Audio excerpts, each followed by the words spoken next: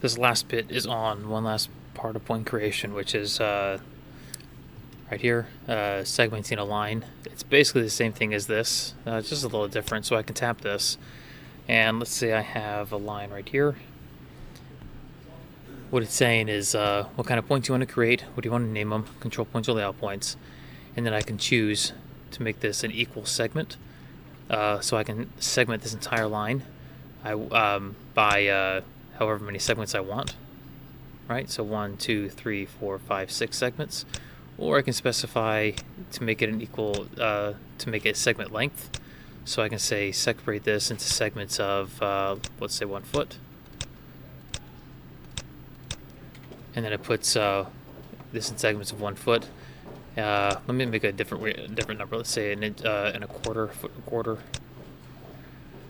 No matter how you choose, one thing that just to know is that it will put a point at the end no matter what. And you see here, right here, there's a little, obviously that's not a foot and a quarter, but it'll still put a point, a foot and a quarter, segmented all the way down to the very, very end of the line. So now I can just tap all these lines,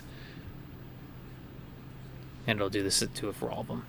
And I just press check to save, and there I have 44 new layout points added onto the drawing.